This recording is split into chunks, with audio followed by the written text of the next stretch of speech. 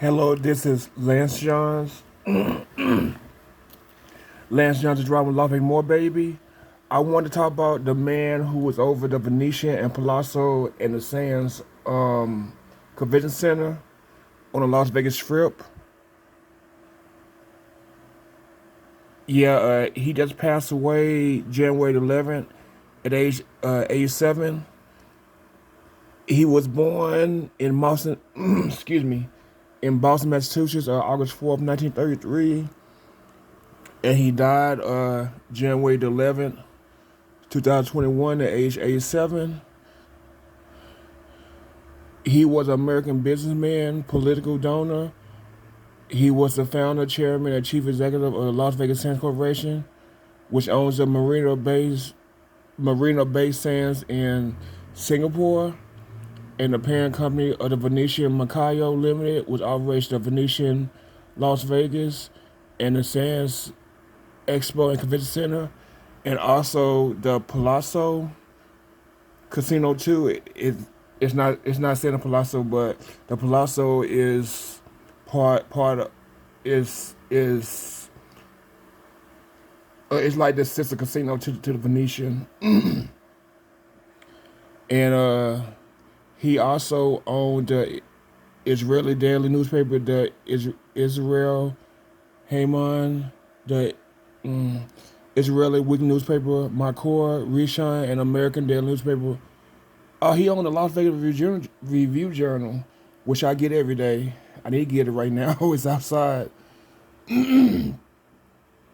Okay, Addison created. I'm gonna switch the camera. He created the Addison Foundation in 2007. Addison and his wife Myron Addison were Donald Trump largest donors. He was a Republican, but we're not talking about political stuff. But he contributed to Donald Trump campaign in 2016, his inauguration, his defense fund against Mueller investigation into Russian interference in the 2020 campaign. Allison was a major backer of Israeli Prime Minister Benjamin Netanyahu. I guess is how you say it. As of September 2020, Allison was listed in Forbes as having a fortune of $33.5 billion, making her 28th richest person in the world and the 17th in the Forbes 400. He was a major contributor to Republican Party candidates and was often dubbed as the kingmaker due to the size and frequency of his donations.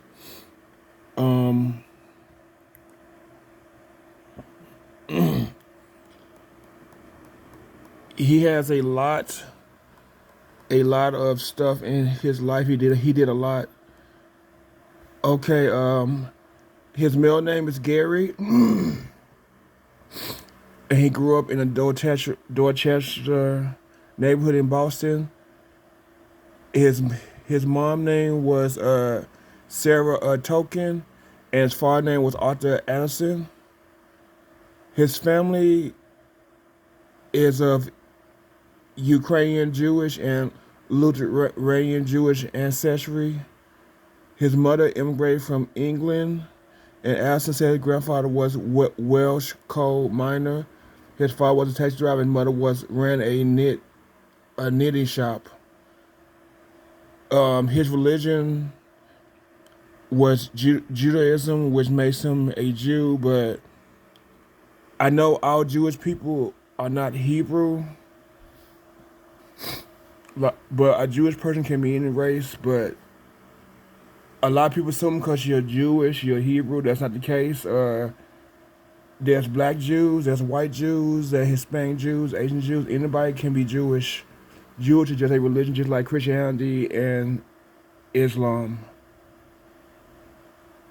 and Buddhism and stuff like that. Okay, when he was 12 years old, he borrowed $200 from his uncle, which equals $2,840. As of in 2019, it equals that. He purchased a license to sell newspapers in Boston. In 1948, he borrowed $10,000, which equals 1,613 in 2019 from his uncle. It probably the same uncle to start a candy vending business machine. He went to college, the City College in New York, but did not graduate. He went to a trade school, but failed in an attempt to become a court reporter. He joined the U.S. Army. After the Army, he established a business selling toiletry kits. The same stuff that you travel with, you buy at Walmart, Target. I can't say Kmart because there's not a lot of Kmart's left. Grocery store, they sell them in like Kroger too, so locations. Any big box retailer, they sell that. Maybe a dollar store or something or whatever. He also started a business named Ice It, which basically is for your windows to get the ice off the windshields.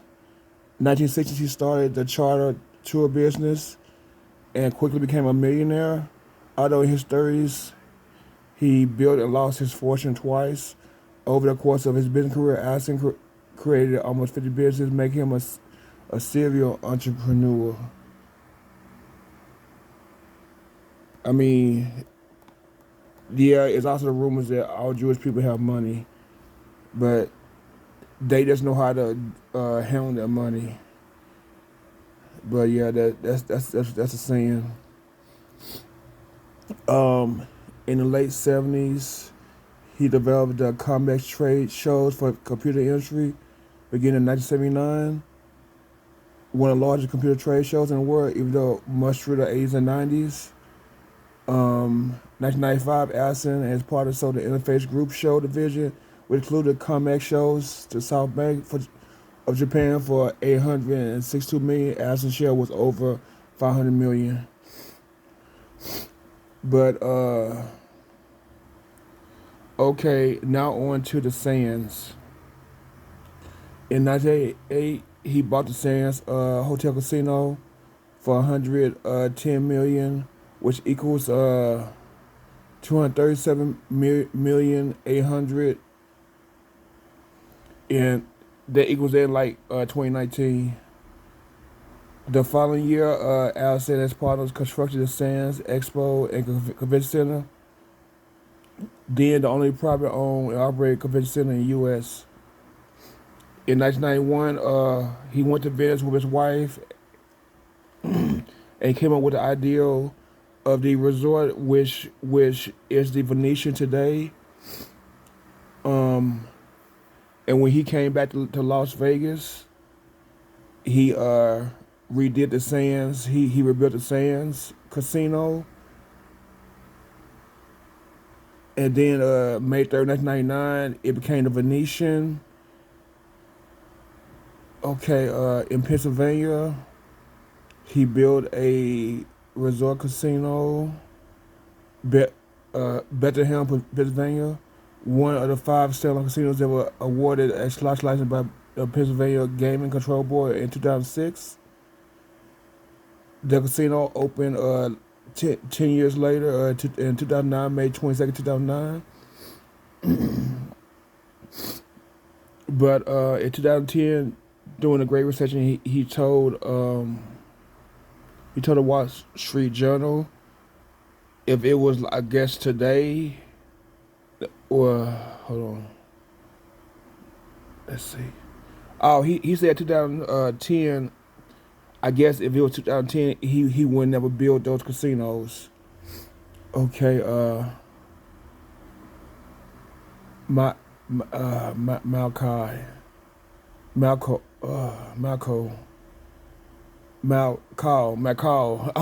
Try to say Macau. Dang it. Okay. Macau. Adelson led a project to bring the Las Vegas Casino casinos to Macau. The 1 million square feet Sands Macau became China's first Las Vegas casino and will open in May 2004. He recovered his initial 265 million investment in 1 year because he owns 69% of the stock. He increased his wealth and took the stock public in December 2004. Following the opening of Sands Macau, Adelson personal wealth multiplied more than 14 times. In August 2007, Adelson opened the 2.4 billion Venetian Macau Resort Hotel in Cotai, and now he planned to build a massive concentrated resort area called the Cotai Strip after its Las Vegas counterpart. As he planned to open up more hotels under brands such as Four Seasons, Sheraton, and St. Regis. His Las Vegas Sands plans to invest 12 million and build 20,000 hotel rooms on the Cotai Strip by 2010. His company was under federal investigation over alleged violation of foreign corrupt practice act related to payments made to the Macau lawyer. In 2015, Sands agreed to pay a $9 million settlement with Securities and Exchange Commission, which included no admission of wrongdoing. In 2006, Adelson Las Vegas Sands was awarded a holding contest license to construct a casino in Marina Bay, Singapore. The new casino, Marina Bay Sands, opened in 2010 at a rumor cost of $5.5 billion, which included stores at the Shops Convention Center for Sands live concerts, mobile swimming pools, nightclubs, and 2,500 luxury hotel rooms.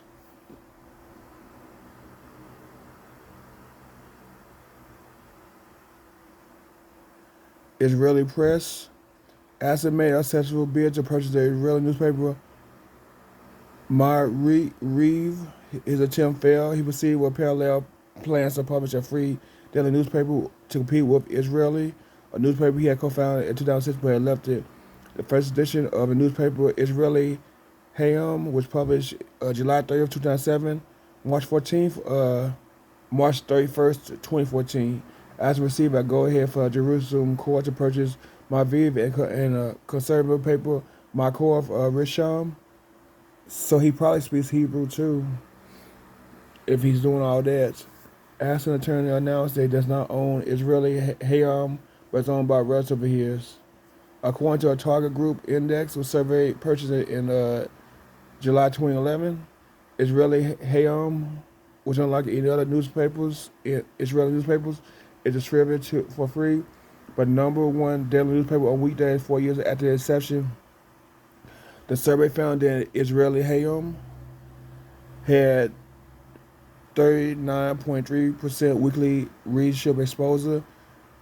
The Yidov Ronoff 37%, Marie 12.1%, and Haaretz 5.8%. The Yidov A Ronoff weekend edition was still leading with 44.3 readership exposure compared to 31% for the Israeli Hayom weekly edition, 40.9 for Ma'ariv, and 6.8 for Haaretz. This trend already observed by TJI survey in July 2010. The Israeli press said Adelson was unhappy with the coverage of Israeli Channel 10, allegedly he had acquired a casino license in Las Vegas improperly through political connections. This channel apologized that Adelson threatened a lawsuit. This led to the resignations of other news chiefs, Rudor Benjamin, the news editor, Ruti Yuval, and news anchor Guy Zohar, I don't know if I'm saying it right, who objected to the apology. At 2 months of deliberations, the Israeli second authority of television radio ruled although there were some flaws in the manner in which the apology had been conducted, the decision to apologize had been corrected and appropriate.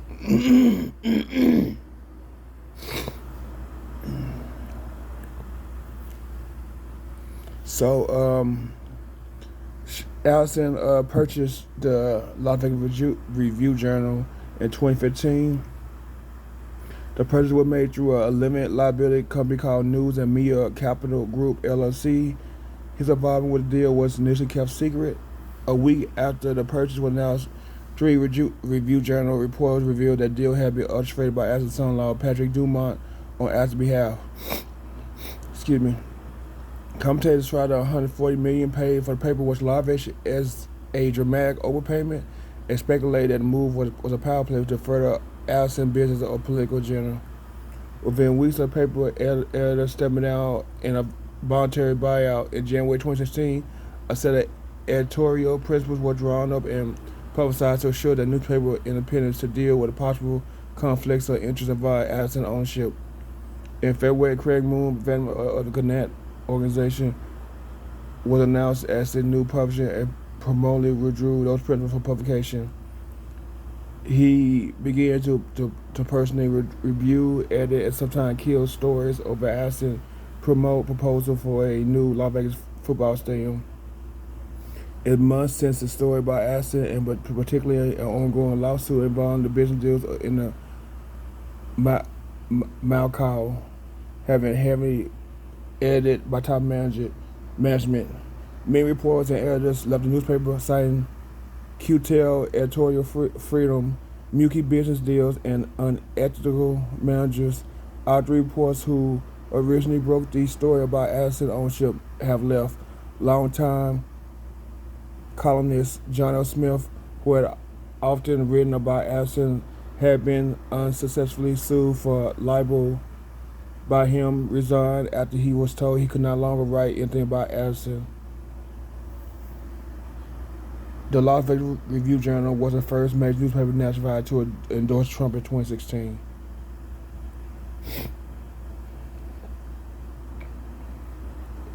I'm not finna talk about this other stuff.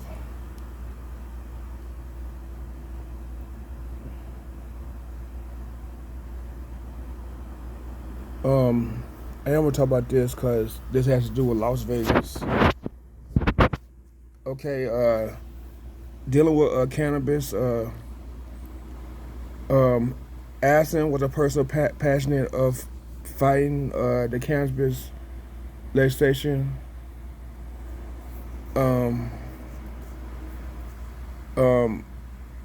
Adelson's son Mitchell died of overdose of heroin and cocaine, and Mitchell used cocaine at an early age.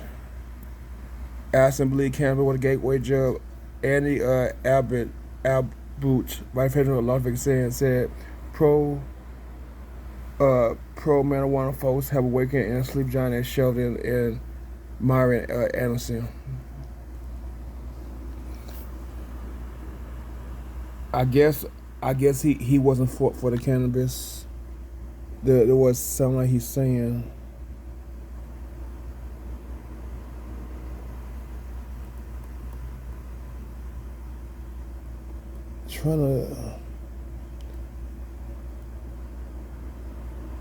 I'm just trying to look.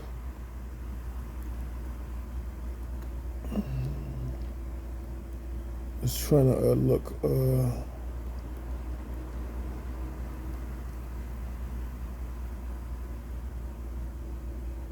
Okay. Adelson was married twice. His first wife, Sandra, he was with Sandra when he lived in Massachusetts. The three children, Mitchell, the one who died, Gary, and Shelley. Let's see. I guess the children wasn't actually his. He adopted them when they was young. He divorced Sandra in 1988. It don't say when he married her. Hold on, let me look real quick.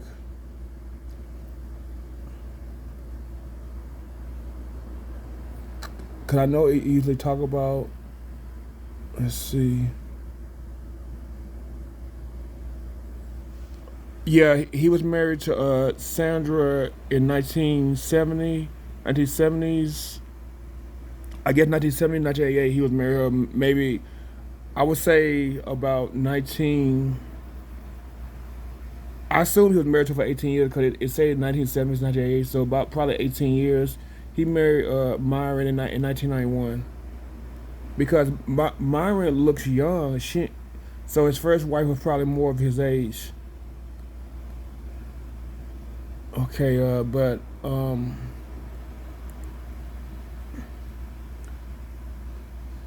they don't really talk about. Okay, I'm trying to see that they don't really talk about the Palazzo, but I'm trying the Palazzo, but it does show a picture of the Palazzo in here though. So I'm gonna go back to the Palazzo. I'm gonna talk about what he did for. Okay, the Palazzo's right here.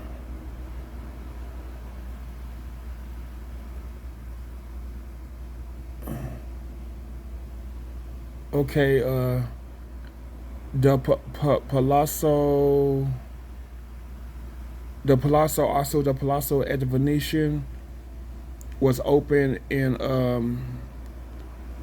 2009. I guess a Palazzo also set on the Sands Casino original spot.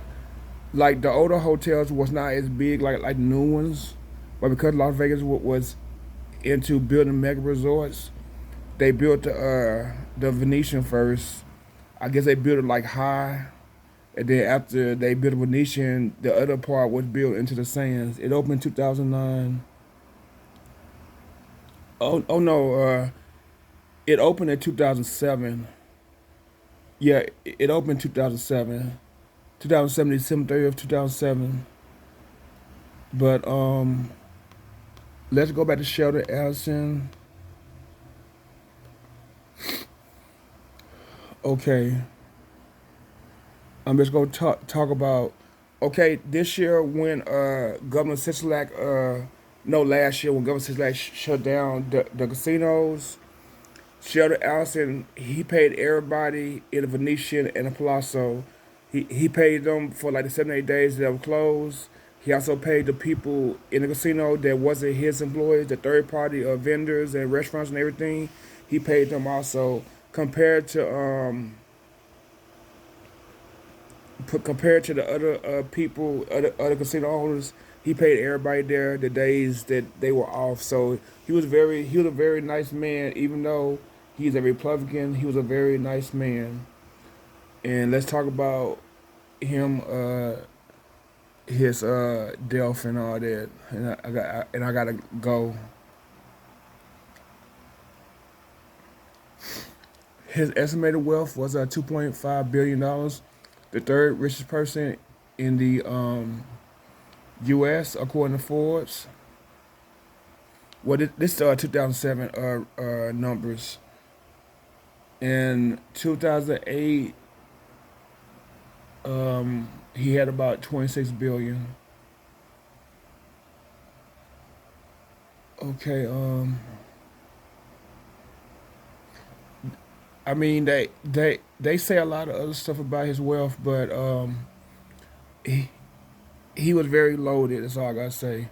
Um, 2001, he was diagnosed with perpetual neuropathy, which restricted his ability to stand and walk. 2019, he was receiving treatment for non-Hodgkin lymphoma. Um, the news was announced after a Sands attorney claimed that asking for 2 witnesses to sit for a deposition in a court case involving Richard Swain. Sands spokesman Ron Reed said the side effect of asking medical treatment um, had restricted ability to travel or keep regular office hours, but not but did not prevent him from his duties as chairman of Las Vegas Sands, chairman and CEO. But he did like step down before he died from the Sands duties as chairman and CEO because another person took over. But I don't have his name because they had it in the paper. But January 11th, 2021, he died at his home in Melville, California, at the age of 87. But all I gotta say is that he did a lot for his employees. He like donated to a lot of organizations.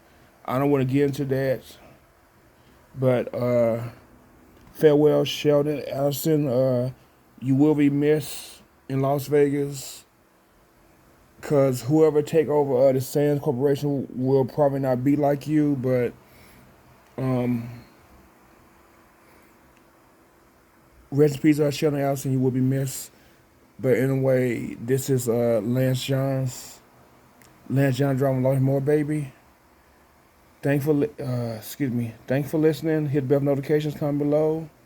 You see something, say something. Don't be afraid to speak out. Wash, sanitize your hands. If you're social distancing, wear a mask. Be careful. Be safe.